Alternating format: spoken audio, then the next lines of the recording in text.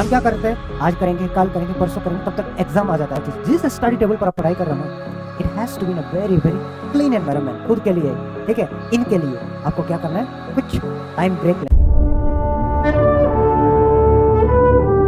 Jai Hind everyone, welcome to Indian Defense Academy. So in today's session, we'll be discussing how to optimize your time for board exam 2025.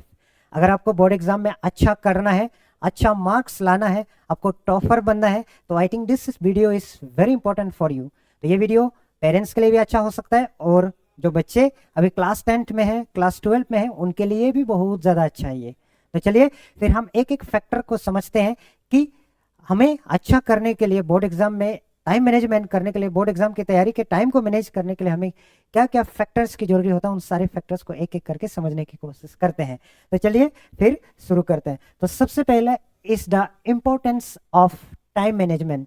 देखो, time एक limited resource होता है। जैसे आपको पता है, time एक बार अगर आप नुकसान कर देते हैं, एक बार उसको ऐसे जाने देते हैं, तो उसको आप दोबारा वापिस नहीं ला सकते। It is gone, it is gone, okay. फिर से दोबारा आने वाला नहीं है, ओके। सो इसीलिए हमें टाइम को एक जुडिशियस यूटिलाइजेशन करना है, एक प्रॉपर यूटिलाइजेशन करना है, ठीक है। तो जितना टाइम का प्रॉपर यूटिलाइजेशन करेंगे, उतना हमारा अच्छा प्रोडक्टिविटी होगा, राइट। तो इसीलिए हमें एक एफिशिएंट टाइम मैनेजमेंट करना सीखना है। तो उससे क्या होगा, जब हम टाइम को मैनेज करना आएगा, कौन से टाइम पर क्या चीज करना होता है, तो हमें स्ट्रेस कम होगी, राइट। नहीं तो लास्ट मिनट रश होता है। देखो, हम क्या करते हैं, आज करेंगे, कल करेंगे, परसों करेंगे, तब तक एग्जाम आ जाता है। तो उससे क्या होता है, लास्ट मिनट स्ट्रेस आ जाता है। तो हम उसी स्ट्रेस से बच सकते हैं, ठीक है। तो इससे क्या होता है, जब हम टाइम को प्रॉपर यूटिलाइज करेंगे, टाइम को प्रॉपर मैनेज करेंगे, तो हमारा रिवीजन अच्छा होगा, राइट, हमारा स्टडी अच्छा होगा। देन उसके बाद आपको अच्छा रिलैक्सेशन टाइम मिलेगा, अच्छा रिलैक्सेशन टाइम मिलेगा, ऑलराइट। सो आई होप ये पॉइंट आपको क्लियर है। सो दूसरा पॉइंट की तरफ हम आगे बढ़ते हैं। दूसरा टाइम है कि create a study time table. आपको एक स्टडी टाइम टेबल क्रिएट करना है, बहुत ही अच्छा स्टडी टाइम टेबल क्रिएट करना है, ठीक है। कैसे, आपको क्या करना है, यू हैव टू आइडेंटिफाई आपकी 24 घंटा में से सबसे प्रोडक्टिव आवर्स कौन से होते हैं।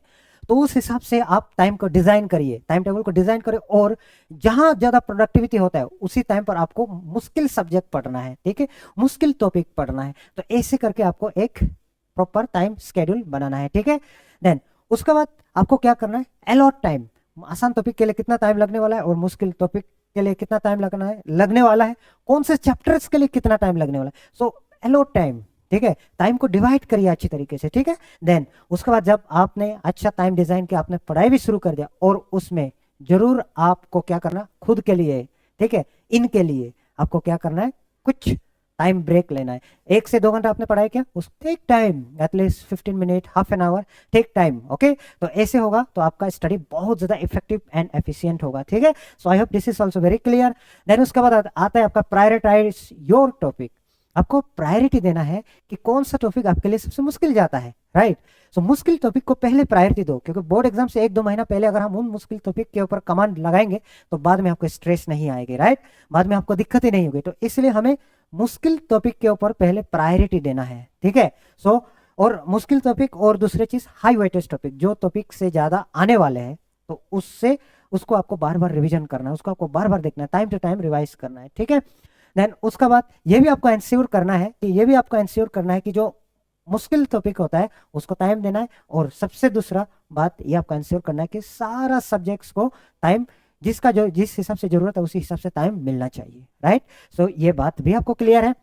देन नेक्स्ट बात के बारे में बात करते थे, एलिमिनेट डिस्ट्रैक्शन। तो आप लोग जानते हैं कि आजकल के जमाने में क्या होता है, आजकल के जमाने ऐसे है कि हर जगह पर डिस्ट्रैक्शन है। कोई म्यूजिक चल रहा है, सबसे बड़ा डिस्ट्रैक्शन इज योर फोन, ठीक है, आपकी फोन, आपकी लैपटॉप, आपकी टैबलेट्स, राइट।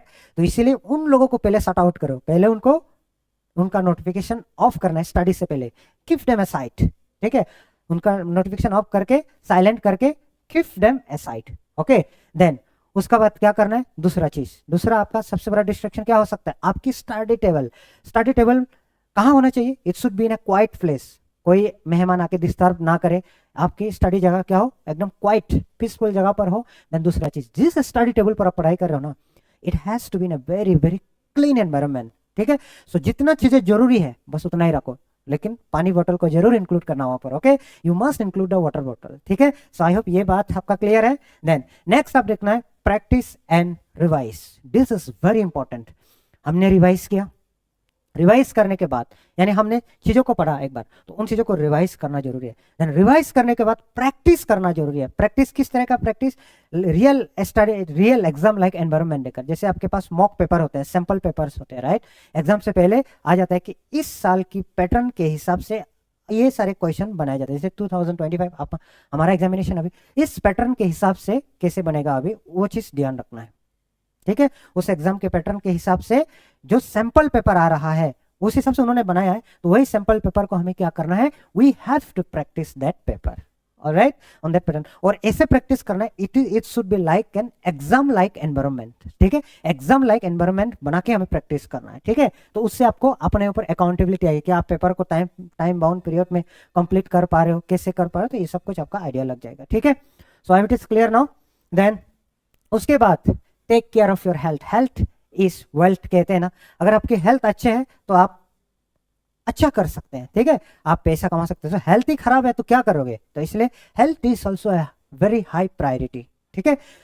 अगर आपकी हेल्थ अच्छा है तो आप आगे अच्छा कर सकते हो। उसके लिए आपको टाइम टू टाइम क्या करना पड़ेगा, टाइम टू टाइम स्लीप करना पड़ेगा। तो at least you have to sleep 6 to 8 hours in a day, कम से कम 6 से 8 घंटा आपको डेली सोना है, मिनिमम तो 6 घंटा सोना ही है आपको, ठीक है। देन उसके बाद कुछ फिजिकल एक्टिविटी के लिए भी आपको टाइम रखना है। कोई अगर फुटबॉल में एक्सपर्ट है तो वो फुटबॉल के लिए, कोई क्रिकेट में एक्सपर्ट है तो कुछ क्रिकेट प्रैक्टिस करे, कोई अगर नॉर्मल एक्सरसाइज करना चाहते हैं तो वो एक्सरसाइज करे। तो उतना टाइम आपको अलॉट करना है ताकि आपका दिन अच्छा चले। तभी उस दिन जब आप एक्सरसाइज करेंगे, अच्छा से धोएंगे, नहाएंगे, तो उससे क्या होगा, आपको एक फ्रेशनेस आ जाएगी। देन आप जब पढ़ाई करेंगे आपको अच्छा लगेगा, ठीक है। So I hope this is also clear. Then उसके बाद आता है स्टे मोटिवेटेड, ठीक है। सो मोटिवेशन कब होगा, जब आप रियलिस्टिक होंगे। रियलिस्टिक मतलब क्या, जैसे आपने रूटीन प्लान किया, that has to be real, आप उसको फॉलो करने लायक बनाना है, ठीक है। अगर आप आलतू फालतू रूटीन बना दिए, उसमें सही ढंग से आपने प्लान आउट नहीं किए, तो आपका मोटिवेशन डाउन होगा, ठीक है। तो आपको ऐसे प्लान करना है कि उसको आप फॉलो करने लायक हो, ठीक है। फॉलो कर लोगे तो वो मोटिवेशन आपका रहेगा। देन जब आप रूटीन के हिसाब से किसी काम को कंप्लीट कर रहे हो, किसी टॉपिक को कंप्लीट कर रहे हो, आपका स्टडी सेशन खत्म हो रहा है, फॉर एग्जांपल आपने 2 घंटा लगातार पढ़ लिया विदाउट एनी डिस्ट्रैक्शन, तो अपने आप को रिवॉर्ड करो, ठीक है। Break, okay, half an hour break लीजिए, 15 मिनट ब्रेक लीजिए, पानी पी लीजिए, बिस्कुट खाइए, चाय पी लीजिए, कॉफी पी लीजिए। तो इस तरीके से क्या होगा, अपने आप को रिवॉर्ड करेंगे तो ब्रेन आपका हेल्दी रहेगा, हैप्पी रहेगा, ठीक है। आपका मोटिवेशन रहेगा, जिसकी वजह से आपका ब्रेन पॉजिटिव रहेगा। और आपको यह भी ध्यान रखना है, अपने आप पर बहुत ज्यादा विश्वास करना है। Then seek help when needed, तो जब आपको हेल्प जरूरत पड़ेगी आपको हेल्प लेना पड़ेगा, ठीक है। स्पेशली ये चीज हॉस्टल वालों के लिए काम करता है, ठीक है। जब आप हॉस्टल में रहेंगे ना, बहुत अच्छा काम मिलेगा आपको, ठीक है, मतलब अच्छा फायदा मिलेगा। तो जब भी जरूरत पड़ता है टीचर से पूछो, आपके दोस्तों से पूछना है, पेयर से पूछना है, ओके। देन सबसे अच्छी बात होता है जब आप हॉस्टल में रहते हो ना, स्टे कोलैबोरेटिव, मतलब क्या करना है, ग्रुप स्टडी करना है, सबसे बेहतरीन होता है, वो फायदा होता है, बहुत ज्यादा फायदा होता है, ठीक है, ग्रुप स्टडी। और कभी कभी अगर कोई टीचर्स अवेलेबल नहीं है, कोई दोस्त अवेलेबल नहीं है, तो ऑनलाइन रिसोर्सेज में आपका फोन से फटक से जिस टॉपिक कोई दिक्कत लग रहा है उसी टॉपिक को देखना, बाकी और कुछ नहीं, ठीक है। जो दिक्कत हुआ उसी इंस्टेंट पे बस वही देखना है, ठीक है ना। So I hope this is also clear. Then उसका बाद count down to the success, ठीक है। सक्सेस के लिए आपको काउंट डाउन करना है, तो स्टिक योर स्केड्यूल कंसिस्टेंटली, आपने जो स्केड्यूल बनाया है तो उसके ऊपर आपको एकदम कायम रहना है, उसको आपको फॉलो करना है लगातार, ठीक है। देन उसके बाद कंसिस्टेंटली रिवाइज करना है। तो जो लास्ट मंथ में आपको क्या करना है, एग्जाम है ना, एग्जाम से एटलीस्ट 1 महीना पहले आपको पूरा सिलेबस एक बार एटलीस्ट 1-2 बार पढ़ा होना चाहिए, ठीक है। देन उसके बाद सिर्फ revision revision revision revision, last 1 month सिर्फ रिवीजन होनी चाहिए, तब जाके आपका टॉपर बनने का सपना फुलफिल होगा, right. So stay confident, right. Then उसके बाद आपको क्या करना है, योर सक्सेस अवेट्स, सो आपको क्या रहना है, फोकस्ड रहना है, डिटरमाइन रहना है। सो आपका रिजल्ट पक्का होने वाला है, ठीक है, आपका पक्का अच्छा रिजल्ट होने वाला है। You have to be focused, you have to be determine and you have to shine bright by default, ठीक है। So I hope it is clear. So अगर आपको ये सेशन मेरा अच्छा लगा हो तो आपको लाइक, कमेंट और शेयर करना है, क्योंकि कहीं ना कहीं एक ऐसा पॉइंट होगा कि आपके दिमाग में घुस जाए और वही कमेंट आपका काम करने लगे। तो this is very helpful for your parents, for the students, इसीलिए, और कई जो एग्जाम्स की तैयारी कर रहे हैं उनके लिए बहुत ज़्यादा जरूरत है, ठीक है। सो इतना कहने के बाद अगर आप मुझे यूट्यूब चैनल में देख रहे हैं अध्ययन डिफेंस अकेडमी में, तो मेरे पेज में जाइए, चापुट चकमा पेज में जाइए, इंस्टाग्राम प्लस फेसबुक, उसमें आप मुझे फॉलो करिए। अगर आप मुझे फेसबुक या इंस्टाग्राम में देख रहे हैं तो आप जरूर हमारे यूट्यूब चैनल अध्ययन डिफेंस अकेडमी के जाकर मुझे सब्सक्राइब करिए। सो इतना कहकर एवरीवन, जय हिंद।